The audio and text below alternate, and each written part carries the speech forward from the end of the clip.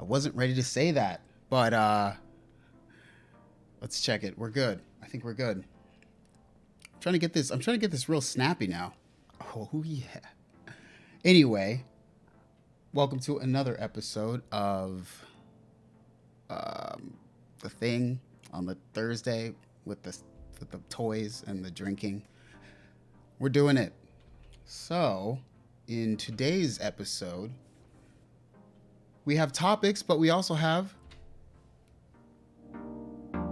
my lazy friend. Because it's easy to play this because it's like literally in the exact same place.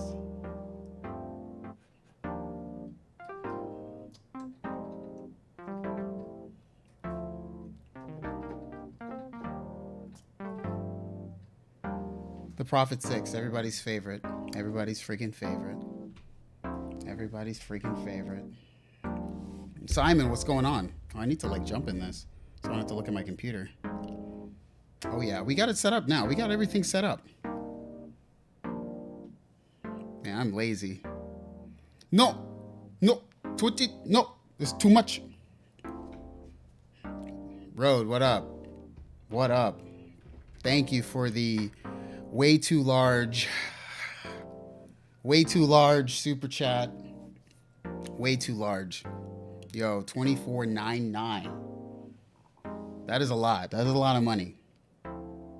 Thank you. I honestly appreciate it. Mainly because I bought something. So that's good.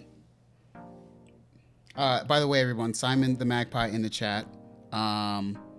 So if you have any questions for how to be a real YouTube musician and to make videos on a regular basis, give him your questions.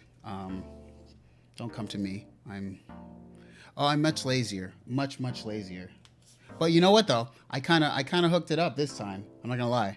I kind of hooked it up because I do have the Prophet 6 on the thing. Let me see.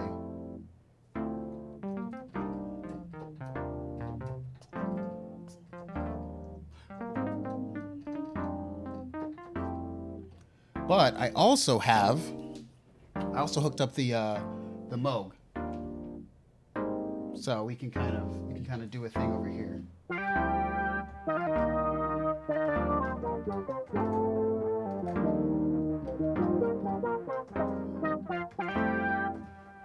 We can do both. Wow, I am like an all-star, guys. I am an all-star. I mean, not really, but you know, it is what it is. How do you be a real YouTube? Well, the first step is make videos regularly, and make good videos. Don't put your... No, Simon wouldn't do that. Simon would put his drinks on top of the Synth. Oh crap! I'm gonna explode this. Okay, we're good. We survived it, guys. We survived it. Cheers to everyone in the chat. Oh yeah. We have our topics of the day. Let us read the topics. This is now. We're doing the me play.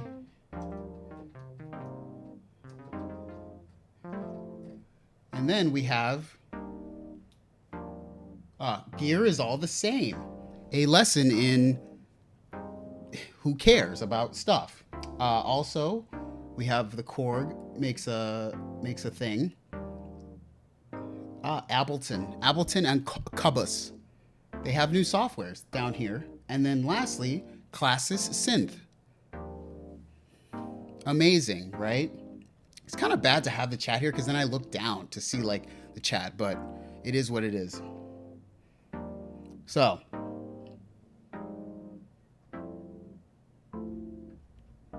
yeah, let's mellow that a little bit. Let's mellow that. So yeah, you know, as a pro YouTuber, you know, you got to make your live streams look extra crispy. Can't be Jade Weed. Can't be Jade Wee over here with the crusty live streams. She's not getting them crispy enough. Now, thanks to me, they're more crispy. I really hope she watches this and she sees what I say. Man, that was a huge super chat, Road. That was huge. What's up, Mr. Pirate Brain? Matthew Clements, what's up?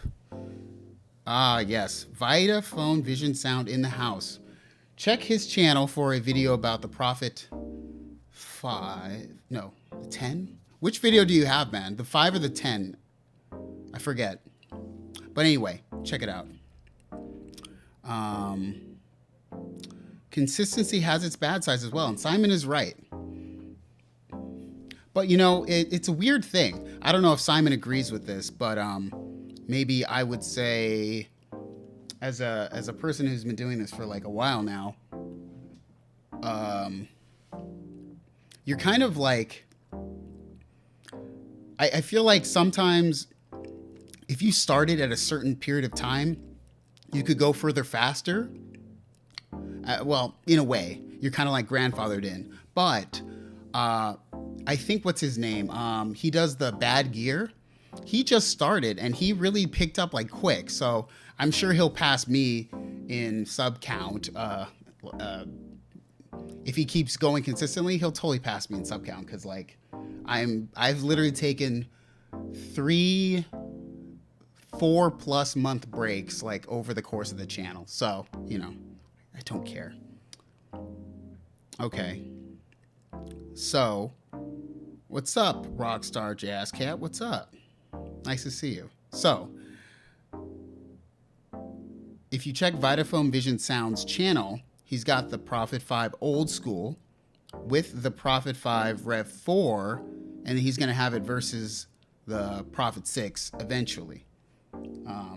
But he does have the new 5 Rev 4, so check that channel.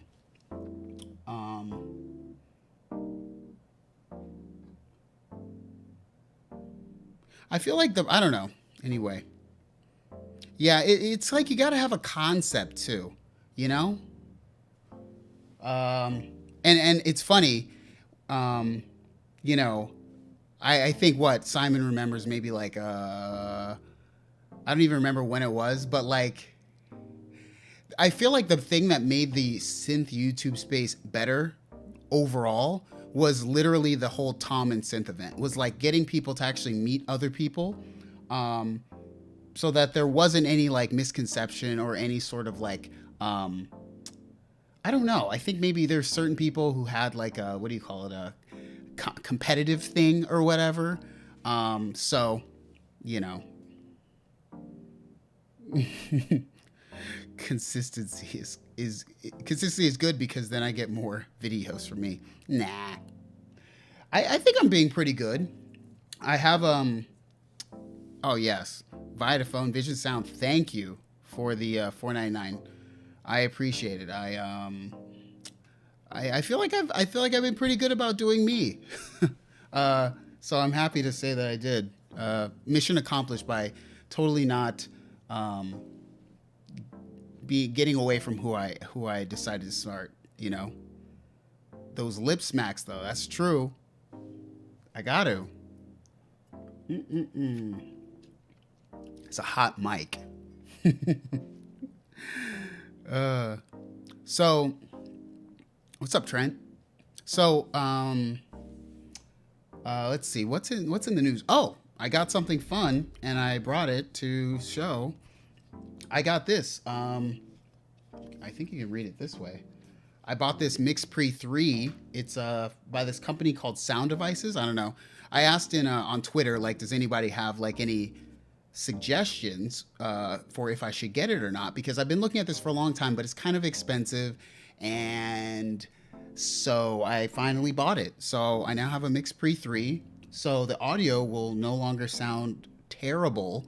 And it's got just the right amount of channels for when I'm like using a synth, where it has, you know, I'll use one for the microphone when I'm talking about it, and then also 2 more that I can put like a DI, or also has a line input. So this is so, it's like feels so like rock solid. So this is not a gear review, but Yeah, Mix P3. Very excited to to use this on stuff. It feels way more expensive than even it is, and it's expensive. So yeah, yeah, I'm super excited. But anyway, um, what else? Oh, okay. And thank you to everyone. People kept saying, "Go ahead and take a sponsorship," right? So I have officially taken the first sponsorship since that like reverb video, like 2 years ago or something that I hated. But I'm gonna say this right now. I'm gonna say this right now. I am in these videos. I've really decided to make sure that they knew that I'm doing what I want to do and not what they want to do. And you know, um, I really I like I literally it's so tough. I have to really like impose my will on the companies who ask things, and this is why I hardly ever do the sponsor stuff. I just have to say no. It's because you literally have to be like, I'm doing what I want, and do not tell me what to do, or do not expect to have any sort of critiques of what I'm about to say. And that is not something the companies like to do. So usually I'm sort of left out in the cold. But I think I found a good balance um, of where I'm going to be able to say and do whatever I want. And yeah, you know, I have to pay these actors, these dang $500 freaking actors to say one line. I have to freaking do these sponsorships to pay these people. uh, Thank you, Matthew. Thank you. Let's see. What camera do you use? Marco, do you want to know the camera now? I usually so this camera here is a Blackmagic Ursa Mini Pro, and this camera here, look at that, it's so fluid. This is a Blackmagic Pocket 4K. Um, Honestly, I have another camera, my Sony, that I used for like the first 2 years of the channel, and this camera, to be honest, the best part about the Ursa Mini is that when I shoot keyboard shots with like little like LED screens and stuff, I can make it so that it can like anti-flicker with the camera, and I just don't like flickery lights on these, and you have to kind of change you have to change some stuff on the Sony to make it anti-flicker, which is really hard. So, it is what it is. Um, so, Carmelic says, do they expect positive reviews? And I'm going to say right now, yes. The first, I think so there was, and I've told this story before. When I was going to make literally the first sponsorship I ever got offered on the channel was for the IK Multimedia Uno, right? And a magazine, let's just put it like that. Basically, it's a magazine turned into a video slash written piece, kind of a magazine or whatever. Basically, and I can say this, they basically I said, oh hey, like, I would definitely be interested in it. And they're like, yeah, we'll pay you $250 and you can keep the IK Uno, right? And I was like, okay, that sounds pretty fine. Like, I definitely do that. And then I literally just had a meeting with them, and then I said, so I'm going to be able to say whatever I want, right? Like, it's going to be on my channel, so I should be able to say whatever I want. And the person doing the sponsorship said to me, we want you to focus on the positive. And this is like a quote, focus on the positive.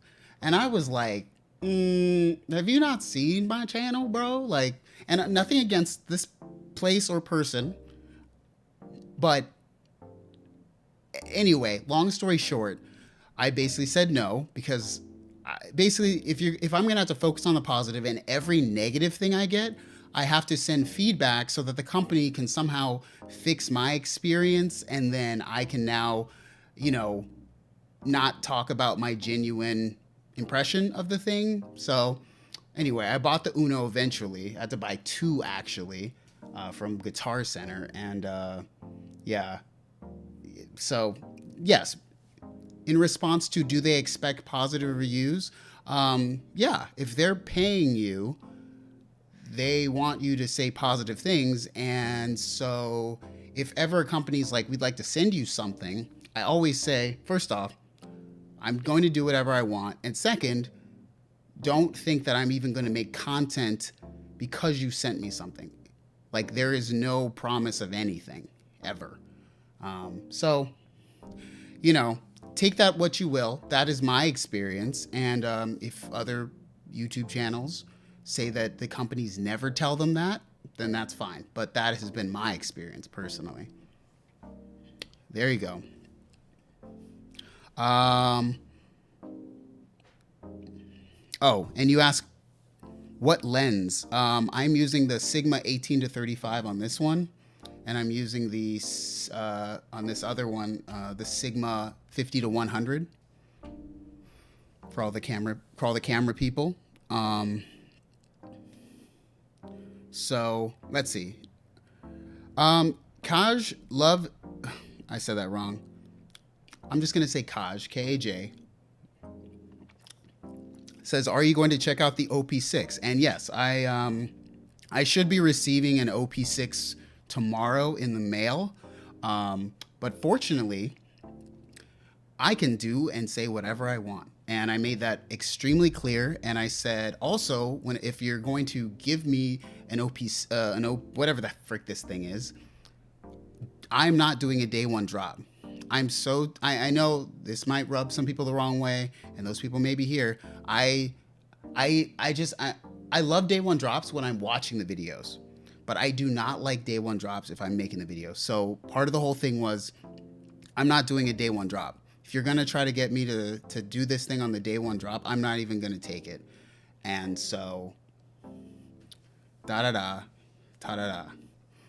I'm gonna get one, and I'll check it out. I'm actually very excited because, like, subtractive synthesis is fine and everything, but like, man, there's just so many just subtractive synthesizer, like over and over and over with the subtractive synthesizer. So I'm kind of bored of that. So an FM would be good. I'm down with the FM. I much prefer that. So Marco says, do you use the Blackmagic camera switcher? I don't. I'm just using OBS to switch. So.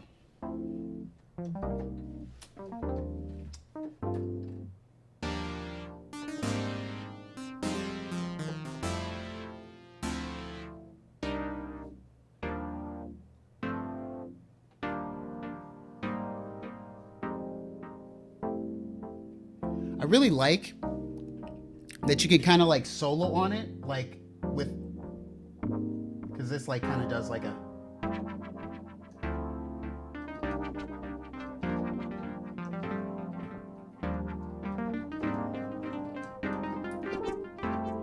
Yikes.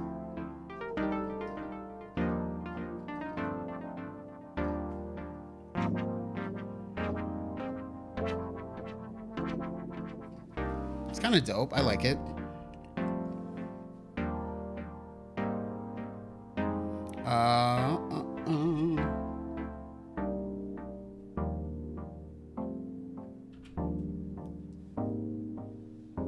All right.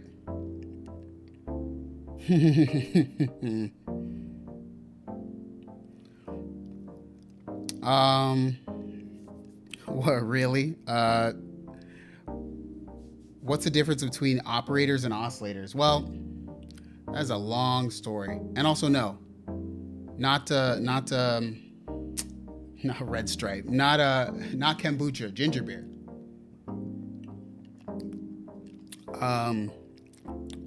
Synthetic, what's up? Nice to see you.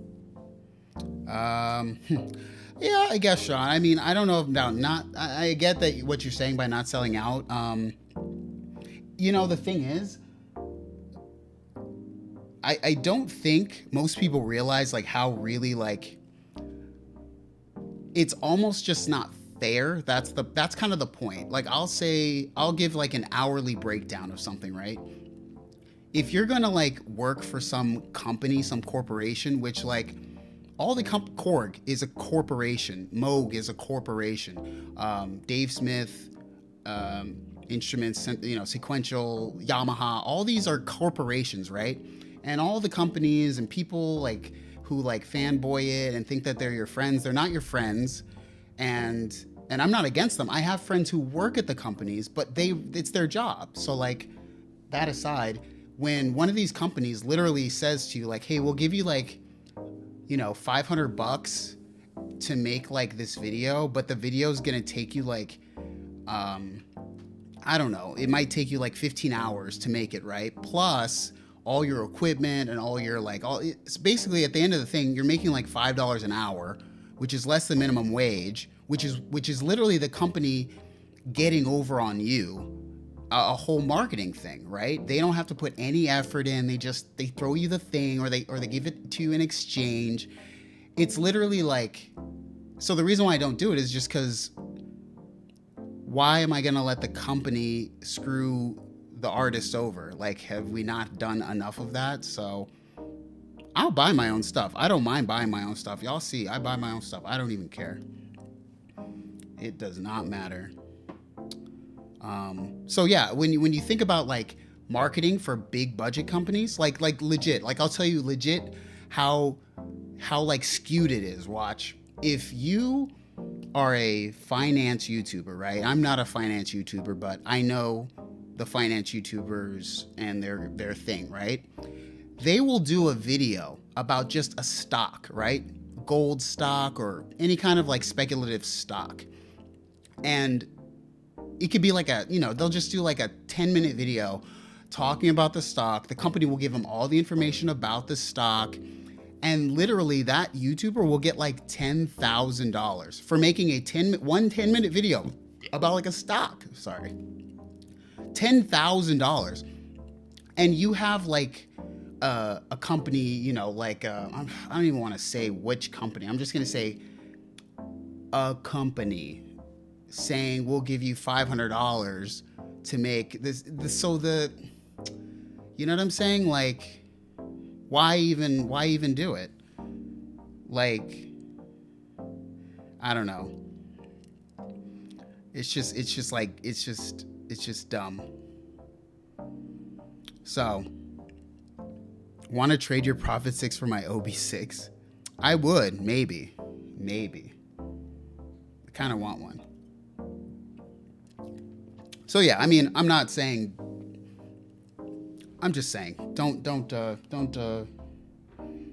be fooled into thinking like synth YouTubers have like some sort of like mainline or whatever. It's really not.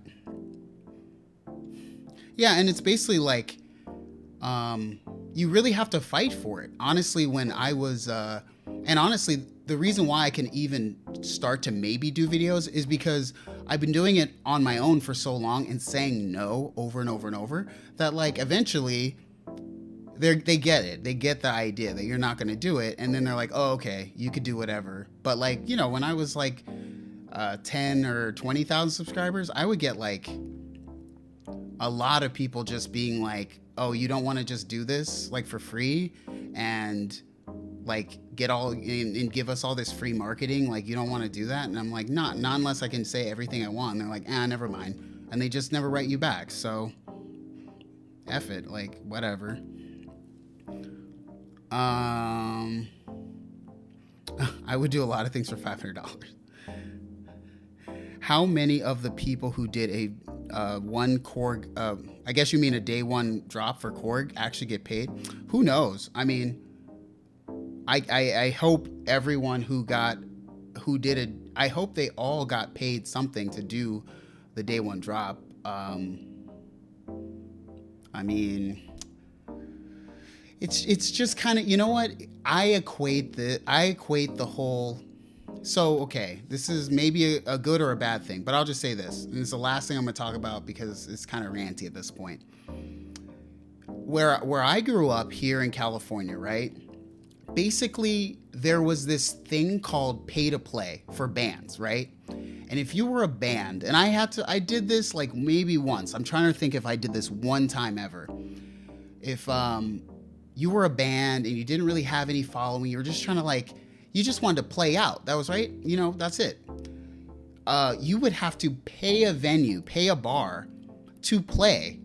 So basically, you're creating free entertainment for the bar, right? So now the venue doesn't have to pay for entertainment, right? But they also already pre-screened you to make sure they know you're good enough to entertain the bar patrons. And then you're on top of that paying the bar or venue just to play there. It's like literally the biggest like scam ever. So like that is kind of the game that like maybe, I'm not saying all, I'm just gonna say that's sort of something that the companies end up doing in a weird way. Is like a weird pay to play kind of thing. And I never really understood that. Even if I did it when I was a kid, I was like, oh, this is dumb. Like, why would you do this? So now I'm just like, nah, that's just dumb. It's just a waste. So, yeah, and Josiah says pay to play is nationwide. Yeah, like, I don't know. Like, I don't know. I just don't get it. I don't get it. Oh, okay. So let's actually do things that aren't sad and depressing. Topics. So I just want to bring this up because I thought this was funny. So let's jump into it. Let's jump into it, guys. Let's jump into it. So basically, oh look who it is, guys. It's our good friend Sanjay C. So anyways, the reason why I'm even pointing this out at all, this video, is because I really liked this video. Sanjay is really cool person. You know, obviously we don't have a huge amount of overlap. He does a lot of like maybe news slash I don't know if I call it entry level stuff. I don't know if I want to call it entry level.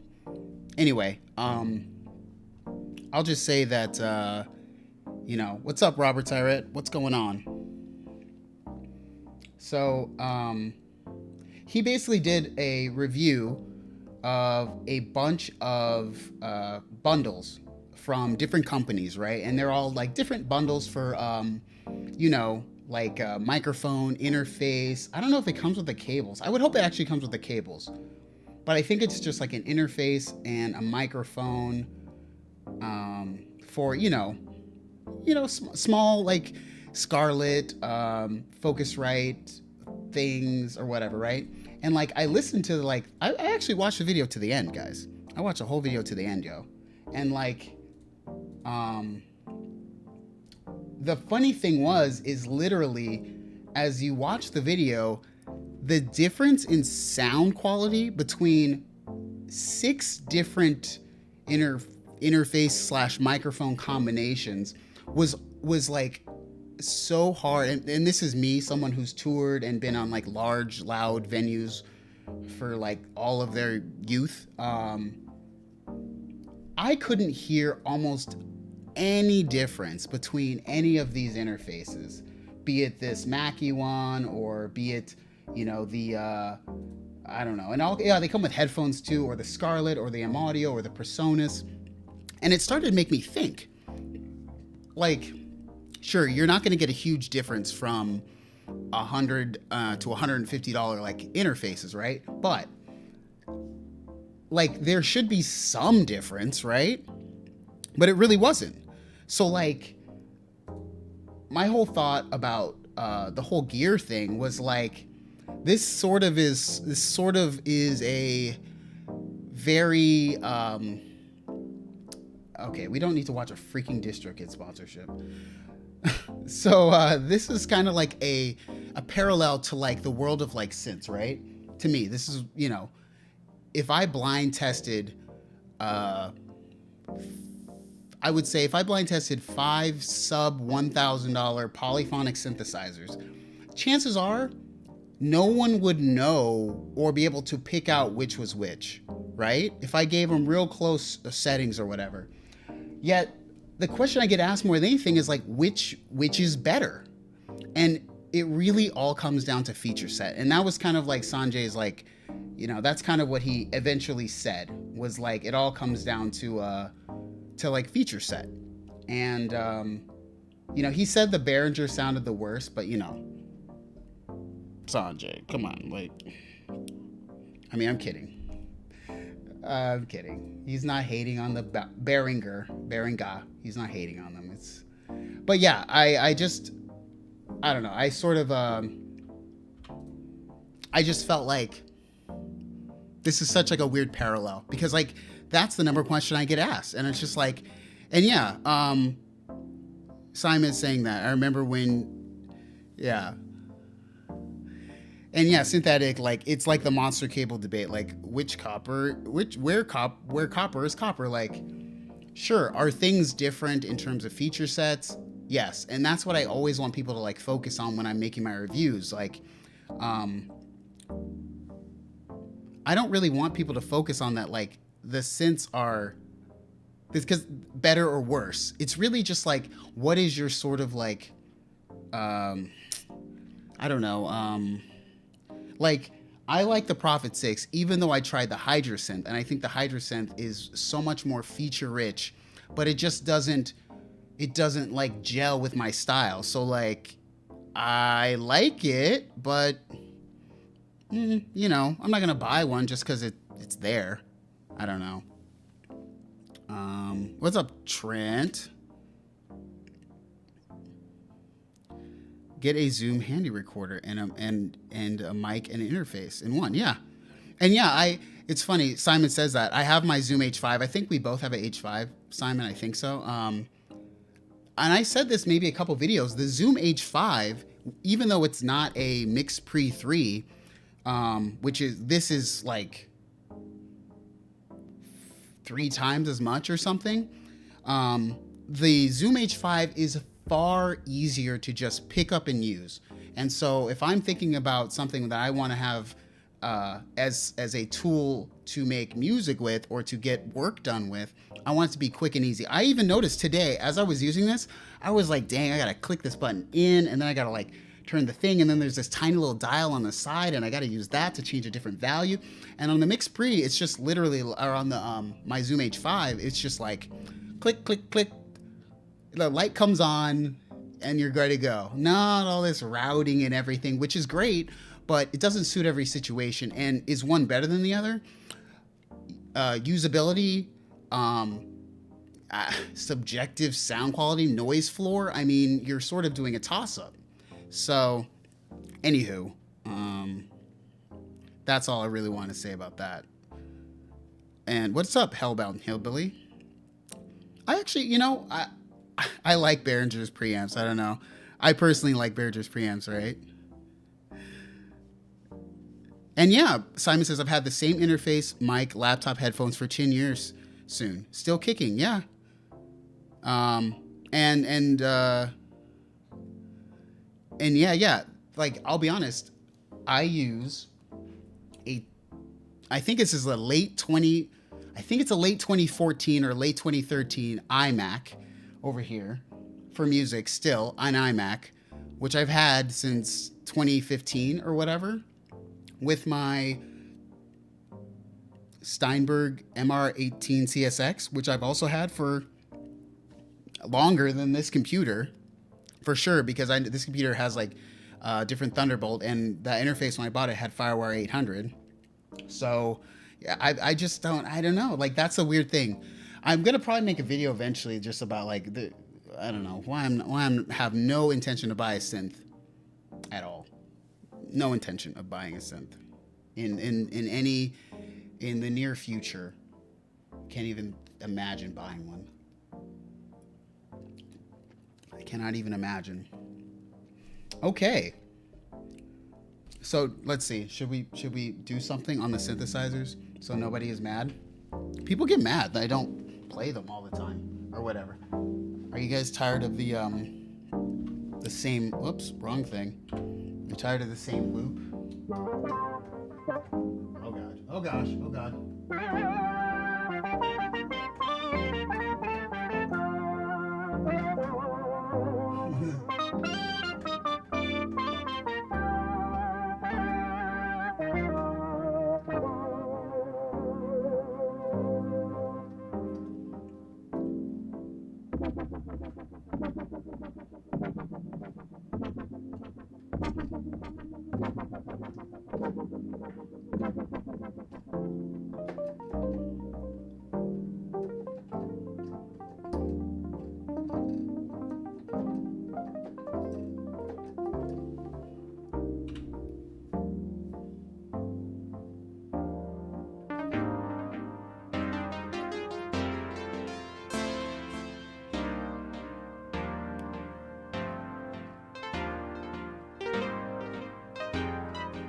Wow, play the wrong note there. Let's see. Let's pick a different patch. Pick a different patch.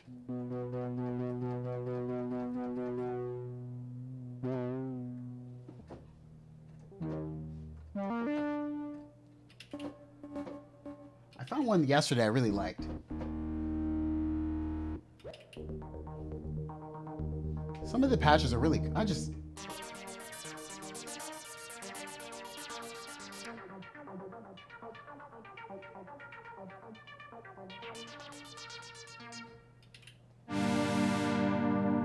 Oh, that's a good patch.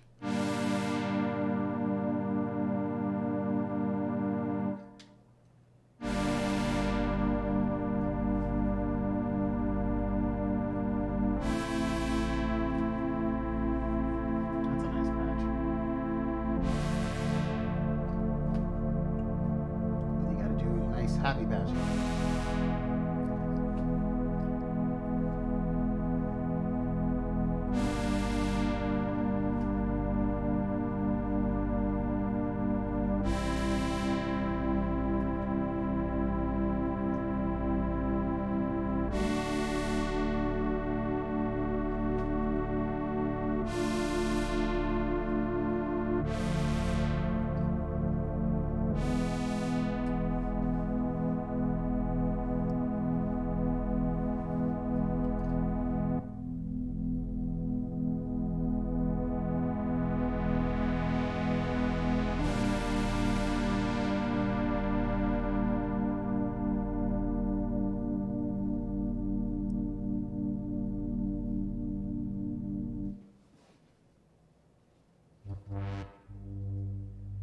Well, we got to record some chords in here now so I can have something in the background, obviously. Let's do something diatonic, eh?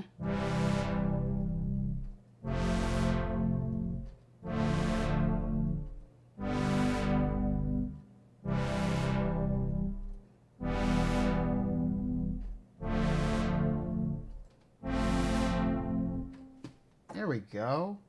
How about that, guys? How about that?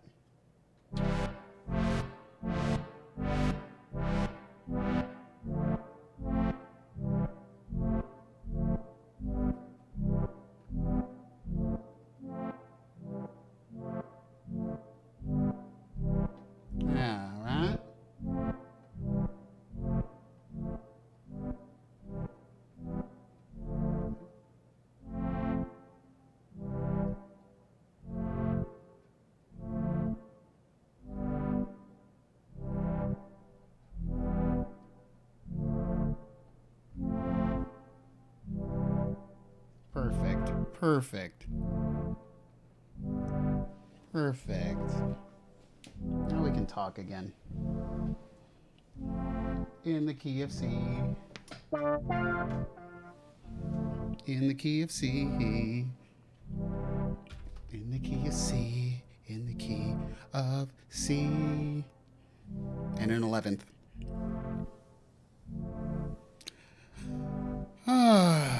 Let's see.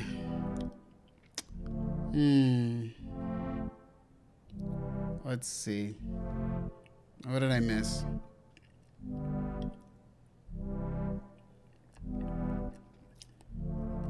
What did I miss, guys? Robert said, can you play your scales really quickly? Yeah, I can. What was your first DAW, and is it the same one? No, actually, my first DAW, Robert, was Cakewalk Music Maker Pro or something.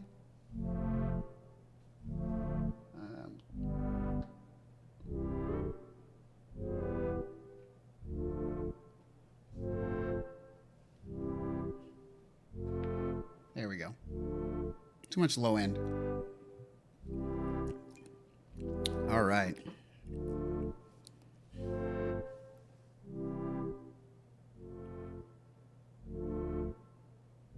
Nice. Nice.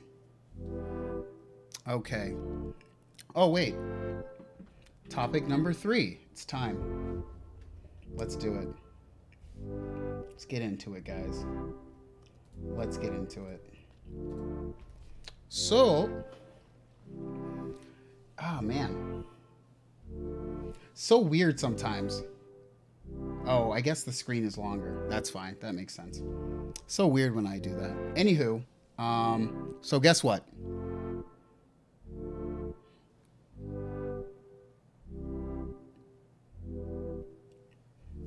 There we go. All right. I'm sure everyone saw Korg releases new synth. Did you guys catch it? What's up, Dustin and Chris Hayes? What's up, guys? Were you guys able to catch the Korg OP6? Hopefully you didn't miss it. You know, I mean, I was impressed because like I did not expect this at all. You know, I think I've been pretty nice. I think I honestly, you know, I put on Twitter, I was like, Korg, like still S tier. And I'm like, yo, I think it's still like, I think Korg was, people flame me for giving Korg S tier, but Korg is trying. Like, at least they're trying, and that's my thing. They're hitting you with products consistently. They're hitting you. And then the things you're getting are sometimes surprises, but also consistently the things that you asked for. So, like, you know, what are people saying? Yo, what up, Rob Bassler? Sorry if I said that wrong. What's up? Really? Anticipating the OP6 since January. Wow. I just didn't even think about it. I mean, I like what it's doing. I'm pretty sure I might not be getting one in the mail tomorrow. I think I'm getting one. I have no idea. I like the look. I like the color. I mean, this is just all me. Like, I like this. I like what they're trying to do here. You're getting a classic digital synth. It's just a different. I mean, I said that the Korg Voca FM was my personal favorite. What was it? Of like the Voca line. I think that had the most value for money. There's just a lot you can do, you know, with FM synthesis in terms of tonal range. It's just a different like beast in general, and I like that. I like that a lot.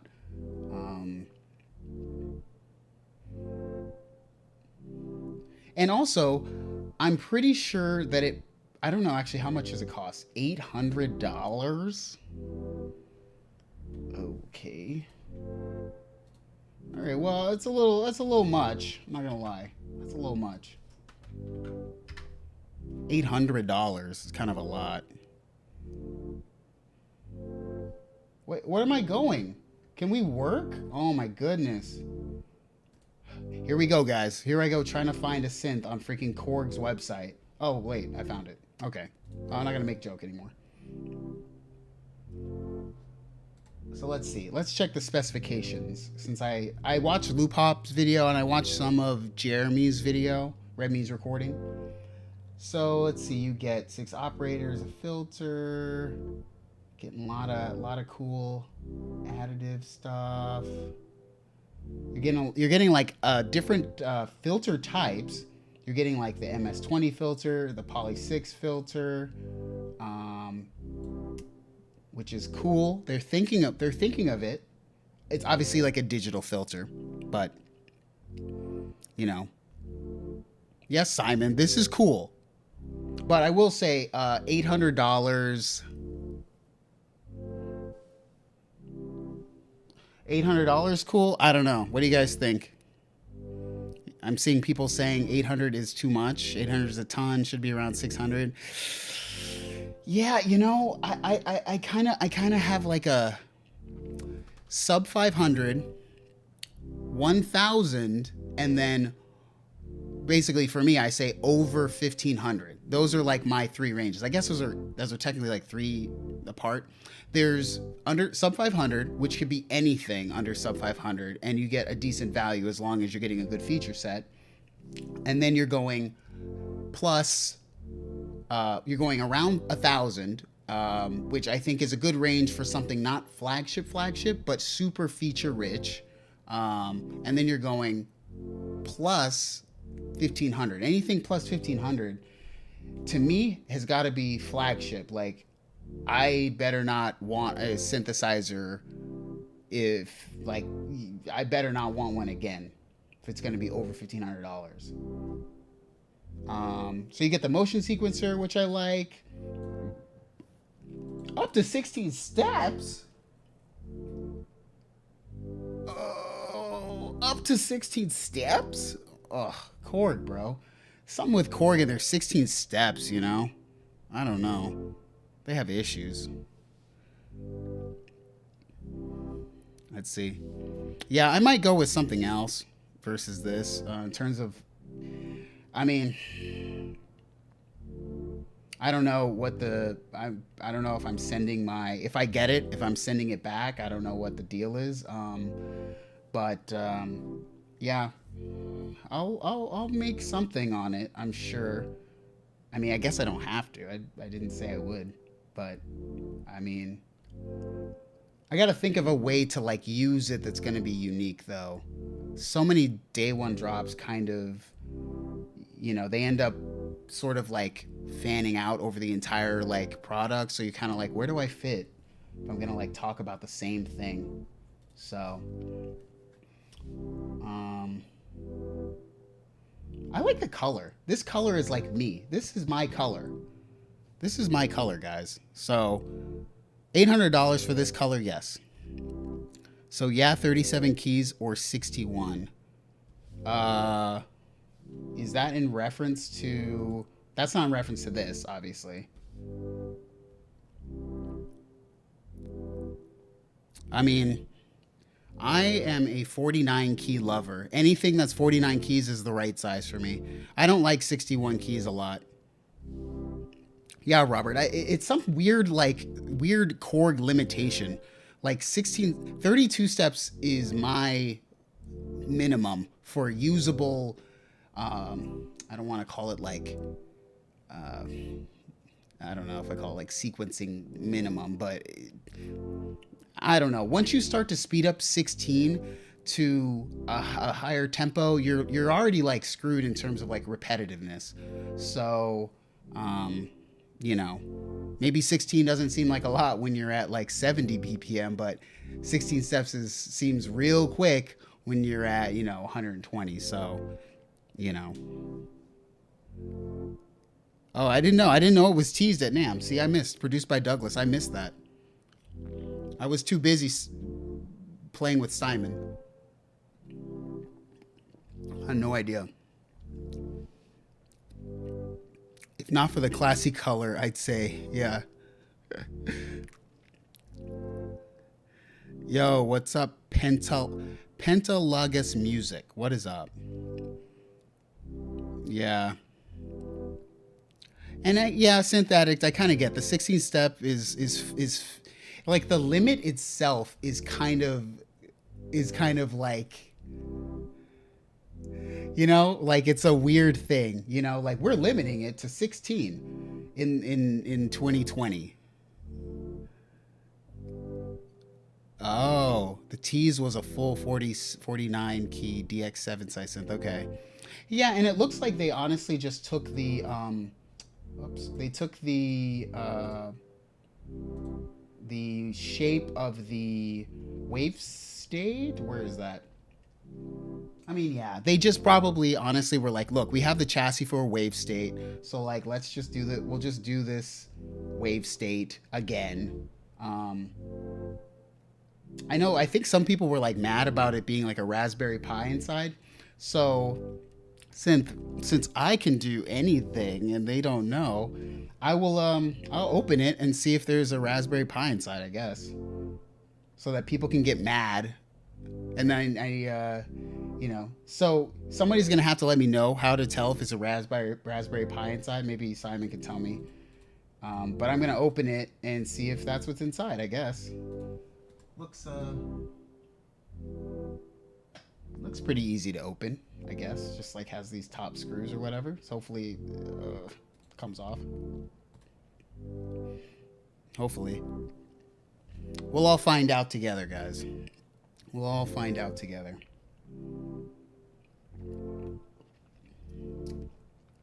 I really want to see if the color is like legit, because it looks great here, but in person it could be like ugly and flat.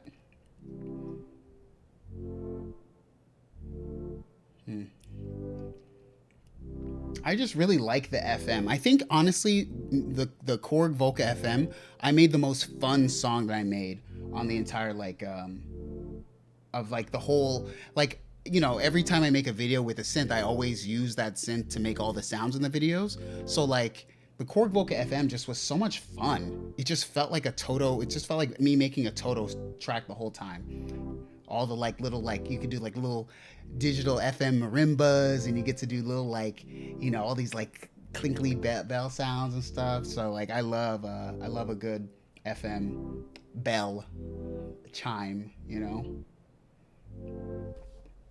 Anywho, I'll have it. So why am I looking at it? What's the point of this? What's the point of this? What's the point, guys? There's no point. Okay, up next. These are out. Who cares? You guys care? New version of Ableton, and Cubase. Now, y'all know I don't use Ableton. I tried so hard. I tried so dang hard to use Ableton.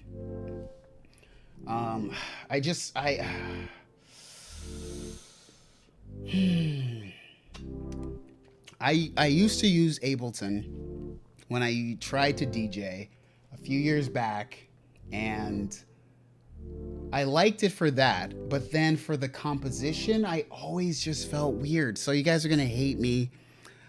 I don't know. I'm sorry. I'm not an Ableton hater. I just don't know, you know? So, looks cool. You have, let's see. What new things?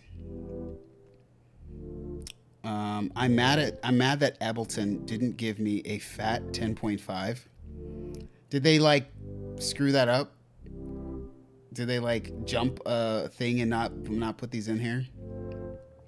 You know, and this is the thing. I like when people ask like super beginners who are the biggest beginners, which I love.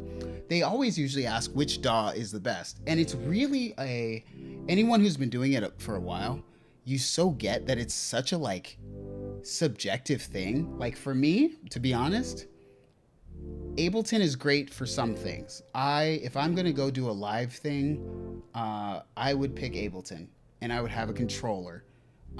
But then for linear song, even when I used Cubase, or even when I used Reason, I started to realize started to realize I was making songs in the same way. And so sometimes I like to switch it up. So I want to challenge myself. Um, but you've got new reverb. I don't know how many reverbs people can have. Ridiculous. Um, let's see. And yeah, Simon says, I don't like updating the DAW because it takes forever to set up and all the janky stuff that they patch out from the previous version. Yeah.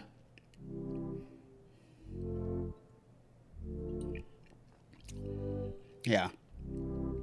Logic. I like Logic. Uh oh, here we go. So, Shamoose O'Doul, like that name. He said, Bundaberg is fresh, but check out Hollow and Fentimans, but it's got alcohol. Hollow and Fentimans. All right, check it out. Peter Boyle, what's up? Yeah, Logic I got along with. What's up, Rainbow Messenger, and also JDL Photo. What's up? New DAWs are more going again. Really? What did you say? More new DAWs are more and more going against 32-bit? Oh, I see what you're saying. I know what you're saying. Yeah, I get what Simon's saying. Yeah, you know what's crazy? I'll say something I remember. This is something I totally remember when so I don't even know if it was this Mac, but when I used to play live shows, I would record using this thing called Orange Vocoder, and it's super old now, but like I used to use this thing called Orange Vocoder, and Orange Vocoder stopped being a thing between PowerPC and like Intel, and like you could sometimes pull it up on Intel, but it would have this terrible, it would break sometimes, and it was terrible, terrible performance or whatever. So, you know, and this is sort of why I'm a big fan of using things that are going to be around for such a long time.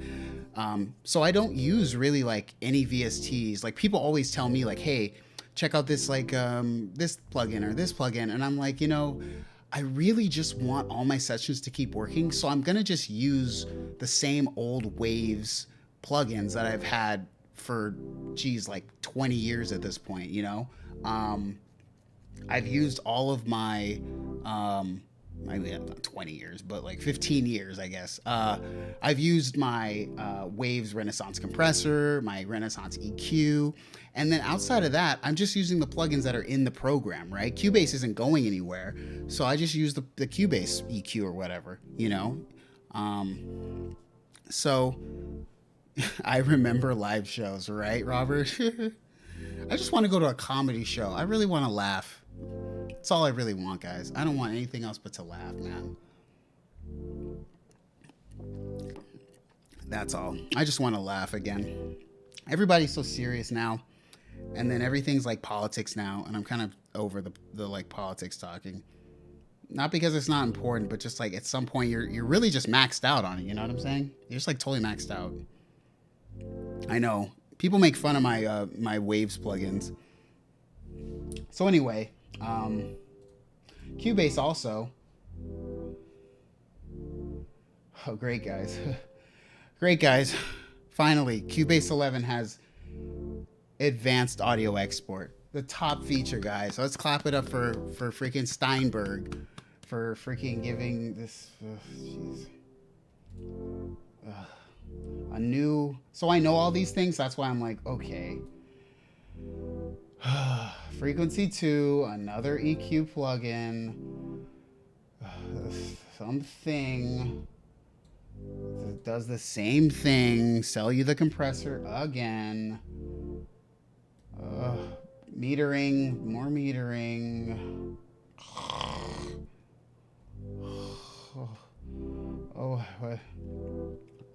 Oh, more scaling settings. More. Whoa. More. Side chain. Oh my God. We're not looking at this anymore. This is freaking awful. I can't do this anymore. Oh boy. Anyway, anybody have the Korg SV2? No, I wish, Travis. I saw it in the store. You know what? Guys, I don't know. Am I being a traitor? Am I being a traitor, guys? I went to Guitar Center. I went to Guitar Center like 3 days in a row. I hope this is ridiculous. So I went to Guitar Center 3 days in a row. I don't know. Sometimes it's fun to just look. I bought a used cable today. So anyway, I'm at Guitar Center and I played the Yamaha. What is that called? Hold on. Let me look at that. No, wait, Yamaha? I think. Let me see. I'm gonna find it real quick. The Yamaha Music. What was it? I liked it today. I liked it. F tier for Yamaha, but you know. So let me see. Oh, actually, I think it was in Stage keyboards. It's none of these. Now, did they change this? Don't change this to say synthesizers now. Oh, don't change this. Yamaha. Just because I gave you F tier, don't change that. I think it was this one. I think it was this one. The CP88. I really liked it. I really liked it a lot. So I might be cheating on my SV1 / SV2 with this Yamaha. It wasn't this expensive though. It was more like $2,000. But I like the feel. I like the sounds coming out of it. You know? I don't know. Travis, I hope it was a great deal on cable. Yeah, you can go to the Guitar Center near me and buy 50% off cables. I wanted a Mogami cable, so I'm not going to pay full price for a Mogami cable. So it was 50% off, so that's why I bought it. Anyways, I might be cheating on my SV1. It's never going to break, so I don't know how I'm going to buy another keyboard because I don't need it. But this looked really good, and it felt really good to play. So for me, it's really all about like practice. When I get a keyboard like this, it has to feel good for practicing, not just good for fun. Like I need it to have a specific feel so I can practice. Anywho, Robert says, how important is a key bed? It's super important on those. I tried the Nord Stage. I tried a few different keyboards before I settled on the SV1. Before the SV1, I tried the Arturia keybed one. What was his name? So one of the guys from like Arturia was like, oh, check out this Arturia keyboard. They had their big weighted keyboard, and I tried it, and it was too bouncy. So I'm like, I don't care. I don't want a bouncy keyboard like that. So,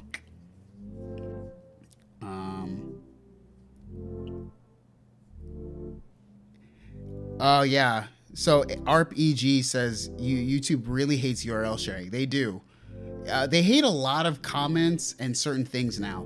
People comment and things on the video all the time, and it just blocks everything. And I get it because there's so much spam on YouTube. I don't know if you guys realize there are so many like weird spammy things, and like on YouTube now, it's like if you post a video, the spam is on the video like immediately after. I don't know if you guys know this, but it's crazy, man. It's really annoying. So YouTube blocks everything, man.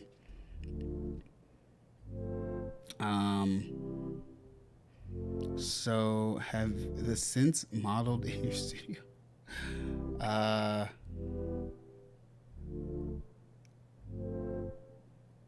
Let's see. I think workstations are dead. VSTs are as good or better. I say yes for studio use, but for live, patch switching is such an important thing. Even me now, I'm not going to trust a computer to do patch switching if I'm gonna play live. I'm still gonna use a workstation, but I'm probably old, so you know. Wow, John Jorgis, gorgeous, John, thank you. I know you're not talking to me, hopefully. So it's time, guys. It's time. Classis. I actually didn't know this was spelled wrong the whole time. I just changed it today. I thought it was spelled right. I don't even know what. I don't know. Anyway, it's time for Classic Synth. I have a good one this time, guys. I have a good one. Before we get to Classis Synth. Before we do Classis Synth, we have to change the patch because we're tired of this. We're tired of it. Should we do like a arpeggiator thing? Will that be good? We gotta find a arpeggio.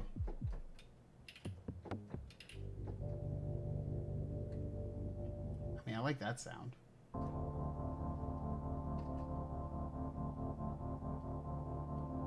I like that sound.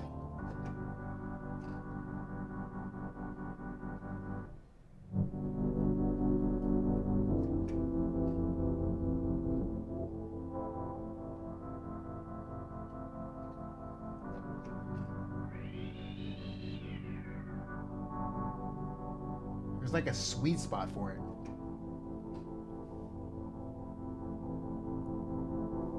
It's like a sweet spot for it.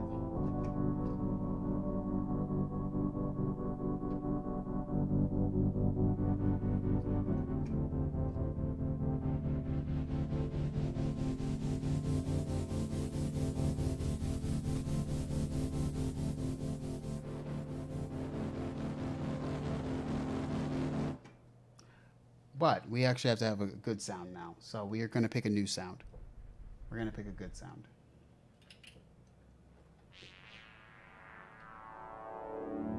I like that sound. We could pick a happy sound to end this whole thing with, guys.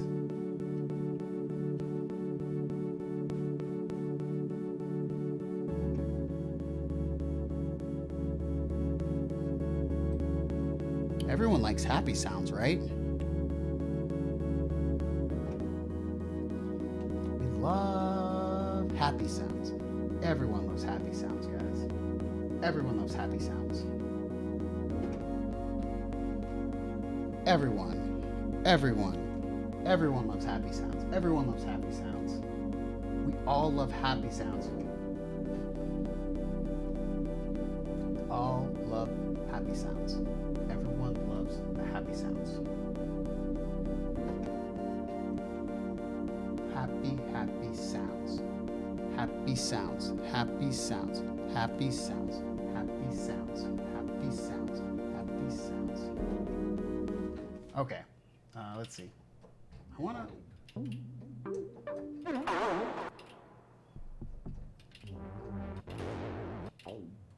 Oops.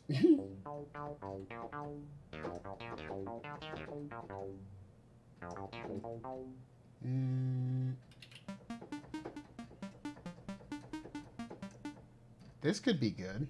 We'll play with this. We'll play with this.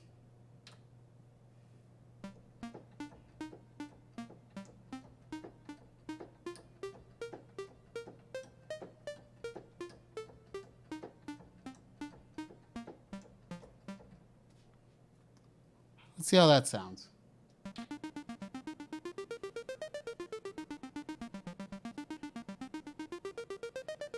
Now we need more effects, of course.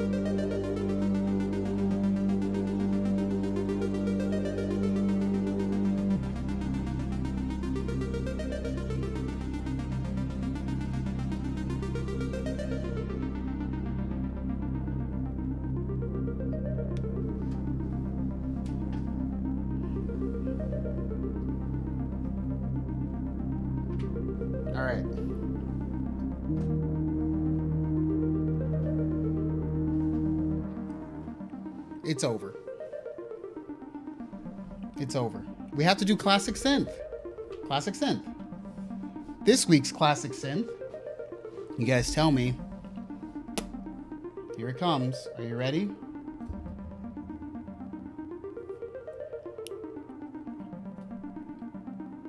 The Korg Triton.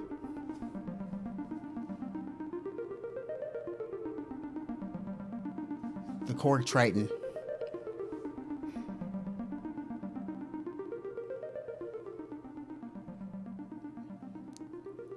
The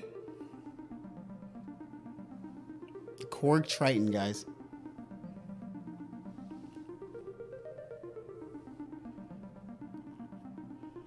Now, why do I bring the Korg Triton in here?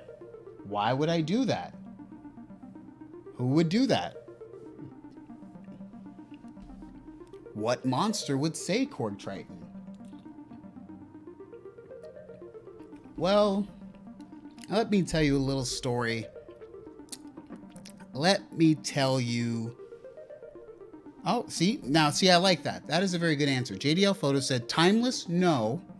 Classic, yes. Now, I may have said to the Korg Triton. But then I saw a video by my bald-headed twin over on Reverb. Everyone's favorite bald version of me now. I'm keeping my hair, y'all. I'm young. My hair's staying in. But bald me showed off some stuff on the Korg Triton. If you haven't seen this video from Reverb, why not? They drop bangers sometimes, you know what I'm saying? So, now, yo, Synthetic, thank you for the $5 super chat, man. Oh, goodness. The COVID isolation got to me last. Yo, Synthetic, thank you so much, man. Thank you so much for the $5 super chat. Totally, totally, man. So, now, as we kind of watch this montage of videos, someone pointed out in the chat, I see a few people dropped it in there, which is tight. Mr. Piperbrand says he has a Triton. Loves his Triton. So yeah, DJ Rec, John Gorgeous, sorry. These guys are pointing out some big things. So, and even the same in this video, literally pulls up, and I didn't really get this so much because when I was a little bit too young to sort of understand this kind of time and this workstation. I saw it, but I was playing like piano stuff, so I wasn't really hip to a lot of the stuff. But if you watch the video, you'll see how many just presets he pulls up that are in the hit records from like 98 to like 2000 and like, I don't know, I'll say like 2006 or whatever. The amount of just like presets that he just pulls up that were either #1 hits or top 10 Billboard charting hits. I mean, he's showing you the artists and the producers who used it. So obviously, you know, the Neptunes and Timbaland, so yeah. I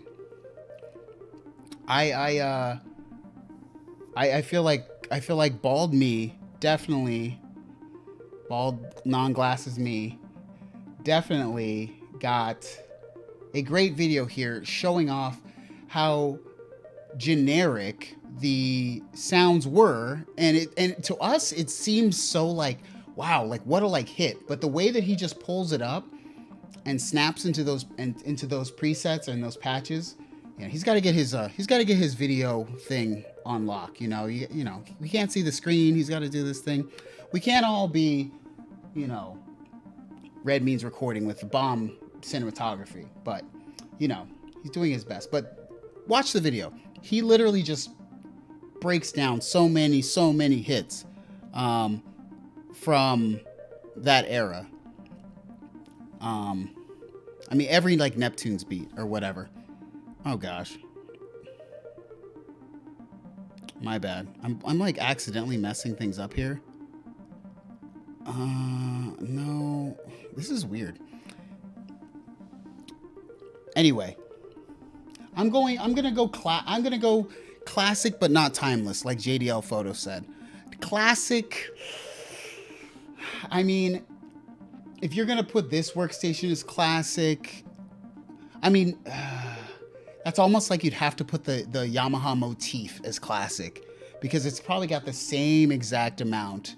And I'll put classic, but not timeless. That would be me. That'd be me. Yeah.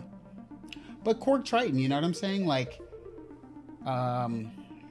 obviously still usable to this day. It's really, you know,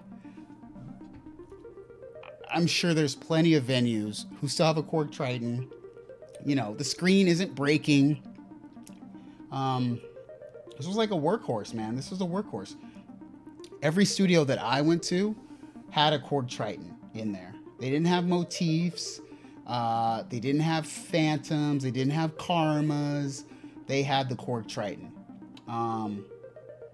So kind of like, I'm not gonna say ahead of its time, but like just so high end in its time. So that's me. That's what I'm gonna say. Also, Analog Weapon, what's up? I didn't say what's up. What's going on? So yeah. All right. Another wonderful episode complete, my guys and ladies. There may be ladies in the chat. Probably not, but maybe if there are, more power to you.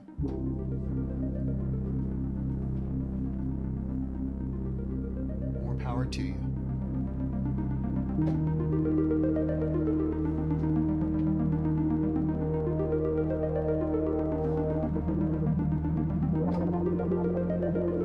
So that wobble is not, that's not on purpose. That's because my filter on my sub 37 is broken. I'm too lazy to send it in to have him fix it. Anyway, we're gonna call it a day.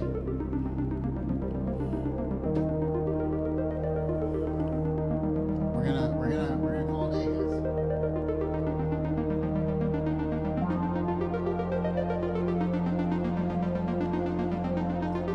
Fortunately,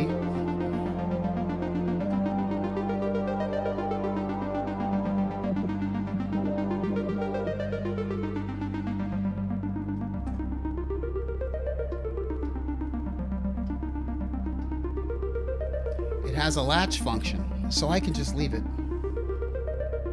That's how good everything is, guys. That's how good it is. That's how good it is. Well, thank you to every person who gave a super chat. You are affording more ginger beers for me.